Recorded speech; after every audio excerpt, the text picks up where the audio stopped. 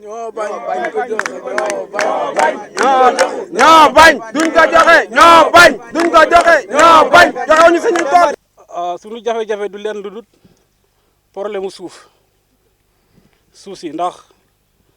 daa am ñi nga xamante ni benn adjoint maire Mour Kane Thiaw ak le maire Fallou Fall ànd ak benn bailleur boo xamante ni ñoo ñëw pour jël suñu suuf waaw loolu nag ñun ànduñu ji ndax boo xoolee ñun ay béykat lañ boo xoolee tool yi nu mu mel ñoom xam na ne ñun bay mooy suñu njëriñ te mooy suñu liggéey te moom lañu xam it waaw kon nag ñun suñ suuf duñ ko jox kenn koo xamante ni da koy jël di ko utiliser te ñun ñu gën ko koo soxla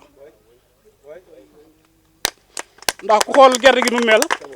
ak dugub yi ñu mel di nga xam ne ñun maanaam dañuy bay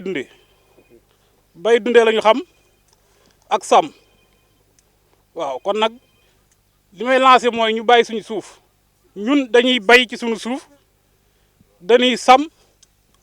dañuy def leneen ak leneen kon nag nanguwuñu di jox kenn suñu suuf koo xamante ni da koy jël di ko utiliser ñun ñuy toog di xoolee.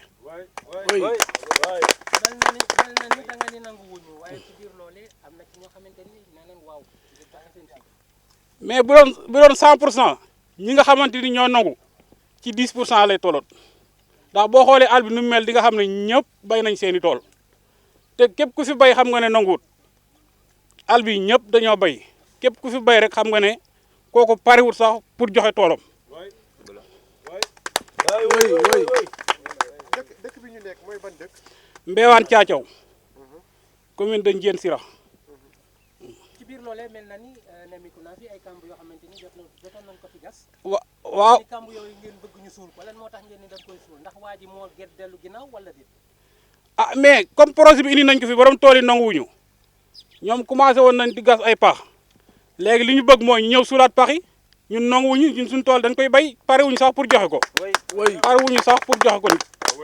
waaw ngeen toll ak kilifa yi autorité yi depuis bu yàgg ba léegi lii yaakaar naa ñëw nañ fi ay maintes fois di ko wax yaakaar naa wax ji fu ne yeggi na fa képp koo xamante ni war nga cee jot na ci li ñu leen di lancé daal mooy ñëw jàppale ñu ci lii ñu suul suñu pax yii ñun parewuñu sax pour joxe suñu suuf ñun dañuy bay président la ñuy woo de la république mu ñëw jàppale ñu ci lii. ci dégg-dégg for naa ci wewu bay ñu ne ma liggéey bi arrêté nañ ko ndax yéen am ngeen information boobu. mais amuñu information boobu ndax bu fekkente ne arrêté nañ ñoom nañ ñëw suul pax yi ñu mën a xam ne arrêté nañ. nañ ñëw suul pax yi ñu mën a xam ne arrêté nañ waaw ndax ñun fekk suuluñu pax yi ñun suñu xel du dal ndax fu mu toll ci nawet lañ nekk nawet mën naa jeex ñëw attaqué waat te ñun loolu la ñuy bañ nañ ñëw suul pax yi. ñuy bay dun yow gis nga image yi gis nga tooli gerte yeeg tooli ñebe yi nu mel te ñun bay dun lañu xamee kon nag ñun duñ jël suñu suuf di ko jox koo xamante ni day jóge fee di ko jël di ko bayee ñun ñu toog di xoole loolu duñ ko nangu duñ ko nangu. waaw liñ koy ñaan mu ñëw jàppale ñu rek ci lii ndax lii jaay doole la nga fekk ab dëkk xamuñu leneen lu bay nga ñëw ne da ngay bëgg a foqal ñu seen suuf di ko jox koo xamante ni benn bailleur boo xamante ni kenn xamut fu mu jógee nit ñi ñu ci bari kenn àndut ci lii waa dëkk bi yëpp mën naa ne kenn àndu ci ndax boo xoolee tool yi ñi ñëpp bay nañ seeni tool ndax li ñu xam mooy bay ñun bay rek la ñu xam xamuñu leneen ak sàmm ci projet bi maanaam condition yi baaxut yow projet boo xoolee maanaam fi nga xamante ni daa jege dëkk bi jege boo xamante ni ñun fi nga xamante ni fa la ñu war a am ay kër bu ñu fa defee projet bi ëllëg ñun fan la ñu war a dëkk kon nag ñun duñ nangu projet bi di ñëw fii di ñu lii waaw. as wi ñu baaxul ñun lii la ñu xam bay norme yi baaxu it waaw. ñëw bi naqari na yéen gis ngeen fi ngeen jaar man dem bi ma jógee Dakar di ñëw fii kalandoo bu ma ne Mbéwane Thiathiaw laa jëm dana ma déedéet mënu maa dem Mbéwane Thiathiaw ndax seen yoon bi baaxut jafe-jafe boobu rek am naa ko ci fi nga xamante ni mooy xombal bi may ñëw Jakarta rek nangu laa indi Mbéwane ndax yoon bi gis ngeen ndox mu mel yoon bi baaxut pour nga ñëw fi rek problème la loolu it ñun it ñoo ngi koy lancé appel ñu dimbali ñu ci yoon bi fi mu toll nii boo jógee xombal mën na laa yóbbu ba Njaga Ñaaw mën na laa yóbbu ba Fissel kon nag yoon boobu lu ñu war a taxaw la pour ñu jàppale ñu ci yoon bi. waaw comme ni ko sama naataango yi waxee rek maanaam li waral bés bi leen dul njàqaare ak tiis ak naqar ndax boo ñëwee ci dëkk ña fa dëkk xamuñu lenn lu dul bay dunde ak li nga xamante mooy seen suufi maam ñu ci dagg di dëkk nga bëgg a jël suuf soosu ne da nga koy jox keneen koo xamante ni ak njabootam dëkk nañu pare te ak njabootam dañuy continuer bay loolu mu doon loo xamante ni njaaxaare kese lay indi ci baykat ku ne xam ne baykat toolam mooy suturloom yàkkamti na yàlla ji taw ba mu dem ca toolam pour bay tey soo jëlee toolam lan nga ko mën a jox ci loxoom loo xamante ni dina ko mën a remplacer suuf soosu noonu tey ndaxte boo gisee ñu ne dañu indil benn projet man dama jàpp nit ki ngay indil projet day fekk da koo soxla maa ngi dégg ñoo ay jeunes yi lañ ciy liggéey kenn xamul jeune bu Mbéwane ñàkk ñu liggéey loolu il faut mu leer jeunesse bu Mbéwane ñàkk ñu liggéey ndax boo xoolee jeunesse bu Mbéwane tey boo bëggee pomme de terre mañ laa bayal ay tonnes boo bëggee soble ñu bayal ay tonnes boo bëggee gerte ñu bayal ay tonnes jeunesse boobu fan la ñu manqué liggéey ma jàpp na ñooñu bu fekkee da nga leen bëgg dimbali li ngay def mooy nga ñëw nga dem ci seen tool yi nga xam ne fa la ñuy bayee nga leen yéen lu ngeen manqué ñu ne la ñun kat dañu am jafe-jafe jiw dañu am jafe-jafe engrais dañu am jafe-jafe lii foofu nga leen di dimbalee ñii ñàkk ñum xëy mais kuy bay ci loolu nga bëgg a jël suufam ne da nga koy jox keneen ana ndimbal li kooku da nga koy toroxal mais dimbaliwu ko voilà moo tax tey sànq gis ngeen teewlu ñebe yi xam nga ñebe bu ñu ko béyee góor taxul ñuy wax tey jigéen ñi nga xamante ni ci ñebe jooju la ñuy faj seen i soxla góor yenn saa kër da koy jat ba jigéen du soxlaay jigéen ñi sax du ko tal jigéen ci bay toolub ñebeem mën naa demal boppam ba keroog jëkkëram di ko dimbali mais boo jëlee toolub jëkkëram jël tool moom bi muy béyee ñebe sànq ko sànq njabootam te jigéen ñoo ngi liggéey tey jii nii ci kanam tuuti boo fi ñëwoon bu ñu duggee fee côté bëri xam nga dañuy bay nawet ak noor jigéen ñi foofu na dañ fay bay dañuy bay soble dañuy bay kanja dañuy jaxute dañuy bay lépp kon ñooñu ñoo ngi liggéey li may wàññi dégg daal mooy jeunesse su Mbéwane ci projet bi la ñu war na liggéey jeunesse su Mbéwane yàgg nañuy liggéey li ñu bëgg mooy que ku leen dimbali ci seen mbay mi nga xam ne ci la ñuy bay parce que nitu Mbéwane masul jën soble te parce que masul ñëw ba ñu jën pomme de terre ba fi may wax yoon duñ jën jaxute duñ jën dara tey ci toolu gerte ngeen taxaw kon ñun lan la ñuy jëgaane ba tax ñu naan amuñu liggéey loolu maanaam ay wax la yoo xamante ni képp ku koy wax dafa mel ni xamul Mbéwane amul loolu taxawul beneen bi ci topp mooy dafa am lu gën a essentiel que mooy loo xam ne waa Mbéwane moom lay gën a soxla depuis 3 ans ñun ñu taxaw fii yëpp bi ñu defee ay demande ba léegi kenn xamul nu mu toll la fois passée la xam nga maire danañu Mbéwane duñ def ay demande te ñi ñëpp def nañuy demande plus de 4 ans ay kër léegi lan moo tax mu demande yooyu mu tegoon ci tànkam ndax bëgg a jël suuf si jox ko keneen léegi ñun lii ñu soxla mooy suñu suuf si na ko bàyyi ak ñun maire ñun sax waxuñu pour mu dimbali ñu mais nañu bàyyi ak suñu suuf nit ki soo ko dimbalu da nga koy bàyyi ak la mu moome mu suturloo ca te suñu demande yi na ci taxaw moo ko son adjoint moom mi nga xamante ne coow li moom mooy ndey mbil gi moom adjoint bi na bàyyi li nga xamante ni mooy suufas Mbéwane te demande yi waa Mbéwane yi mu taxaw ci loolu mooy priorité bi Fallou Fall Mour Kan Thiaw parce que bi ñu fi nekkee ba léegi li gënoon na priorité mooy Mbéwane nañ fexe ba village yëpp am ak commune littorale bu Mbéwane commune bi yëpp ñu ko wër yëpp am courant am ndox tali bi baax mais loolu ba léegi amul tey nga bëgg a jóg da nga jël suuf si da nga leen di toroxal bu fekkee dañoo dem ba xam te wax dëgg fa yàlla tamit mënatuñu nañu wax mënatuñu ñu xool leneen non suñu suuf duñ ko joxe te duñu pare wuñ sax pour joxe ko li lay wan duñ ko joxe tabaski jouru tabaski ñun ñi ñëpp gendarmerie lañ ñu yóbbu ndax suñu suuf gendarmerie la ñu añee di ñu jaay doole koo jàpp ba yóbbu gendarmerie bañ ci jógee demaat nañ tribunalu Thiès ndax suuf si kon xam nga ne ñooñu duñ joxe seen suuf buñ joxee suuf si ci lan la ñuy jàpp maanaam mbirum joxe suuf si moo mënta nekk nañu ko bàyyi ak njaboot gi ñu suturloo ko loolu laa am lu ma ciy wax salaamaaleykum wa rahmatullah Saliou Gueye Mbéwane Thiaw Thiaw jërë ngeen jëf. Oui, je m'appelle Elimantine.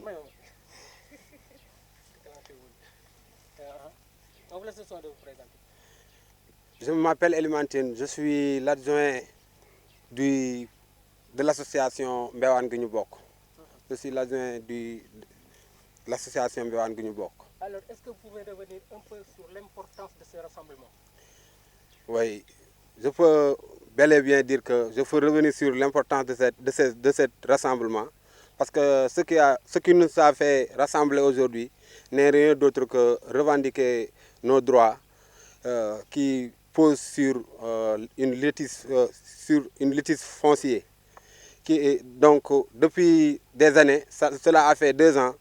que nous revendiquons ces droits-là, qui n'est rien d'autre que le maire et son adjoint ont voulu accaparer nos terres en lui donnant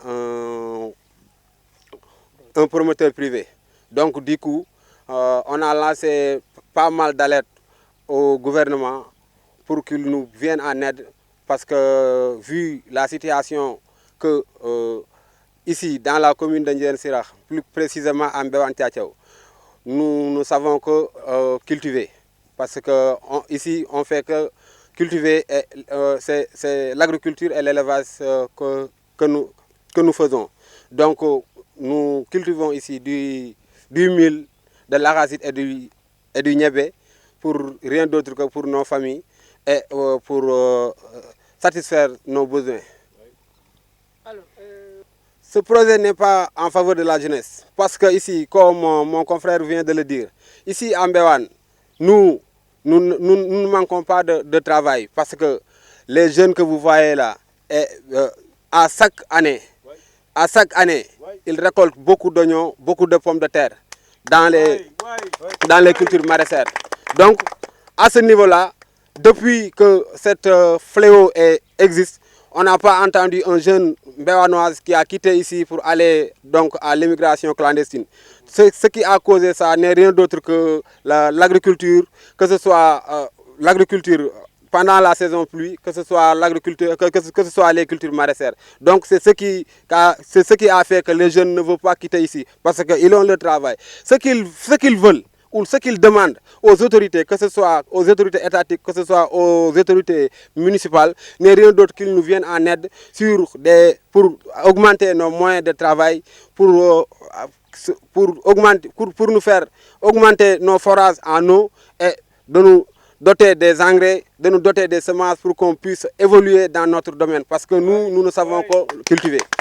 alors le professeur avait déjà... Là, parce que l'adjoint au maire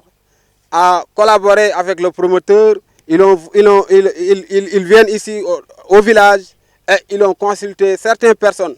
Donc, pour commencer, quelques jours plus tard, ils ont commencé à creuser. Donc, en voyant les trous, on a su dire qu'ils veulent installer ici un projet, alors que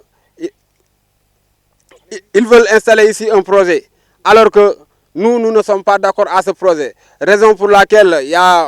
puisque c'est un village, si c'est 100%, donc il y a minimum une 5% qui sont d'accord. Donc si vous voyez ici, là où nous sommes, il y a une petite périmètre que vous voyez là, que les gens n'ont pas cultivé. Ce sont ces 5% qui sont d'accord avec le projet. Donc, en quasi-totalité, la majeure partie ne sont pas d'accord à ce projet. Mais par rapport à ce projet-là, Parce qu'on a peur de perdre nos terres. On a peur de perdre nos terres. Parce que par rapport à nos terres là, nous nous satisfaisons. C'est ce qui fait notre satisfaction. Donc nous n'avons pas besoin de le perdre. Raison pour laquelle à chaque fois on fait face à ce promoteur. On fait une alerte au gouvernement. On fait alerte aussi à tout ce qui est lié par rapport à ce projet. Ouais. Donc on a quitté ici pour aller à Thiénaba pour voir le sous-préfet. On l'a exposé le problème. Il nous a dit que c'est la population qui a d'accord, ce sont les populations qui sont d'accord à ce projet. Alors que tel n'est pas le cas. Si les populations étaient d'accord à ce projet, aujourd'hui, si vous venez ici, vous n'allez pas trouver du mil, vous n'allez pas trouver du maïs, du niébé, vous n'allez pas trouver de l'arachide. Qu'est-ce que vous demandez à l'État? Oui, nous demandons à l'État qu'il nous vienne en aide, qu'il arrête définitivement ce projet. Qu'il arrête définitivement ce projet. Parce qu'actuellement, on est en période de pluie, en période hivernale. Quand l'hivernal termine, il se peut qu'ils reviendront pour continuer le travail. Alors que nous n'avons pas encore su des informations qui sont légales, qui nous disent qu'ils ont arrêté définitivement à ce projet. Donc, nous appelons le gouvernement, que ce soit son Excellence Moussé Bassirou Diomaye Diakhar Faye, que ce soit son Premier ministre Ousmane Sonko, nous lançons une alerte pour qu'il nous vienne en aide, qu'il vienne définitivement sur le terrain pour régler le problème. Dans le même sillage, Oui, dans le même sillage aussi, nous avons des revendications par rapport à la route qui quitte de Khombol à Ndiaganiao ou bien de Khombol à Fissel. Donc cette route-là, c'est une route vraiment chaotique. Au lieu de faire à peu près 30 minutes de course, on est obligé de faire 2 heures de, on est obligé de faire 2 heures de course. On est obligé de faire 2 heures de course ou voire 3 heures de course. En quittant à Dakar, même pour arriver à Khombol, ça ne prend même pas 1 heure de temps. Donc pourquoi donc hein, en quittant Khombol pour aller à Mbéwan, on prend 2 heures de temps ou 3 heures de temps? C'est inadmissible. La cause principale n'est rien d'autre que la route qui est chaotique. Donc nous lançons un appel à l'État pour qu'il nous vienne en aide par rapport à cette route-là. Parce que cela a fait des années que nous revendiquons cette route. La route fait, parce que de Khombol à Ndiaganiao, la route fait à peu près 30 km. Parce que exactement de Khombol à Mbéwan, de Khombol en bloc c'est 15 km. Donc la route c'est 30 km. Donc nous lançons un appel à l'État pour qu'il nous vienne en aide parce qu'on a vraiment besoin de cette route-là. Tous les produits que nous récoltons pour les transporter à Dakar et à Thiès, ça prend beaucoup de temps, ça prend aussi beaucoup d'argent parce que nous n'avons pas une bonne route.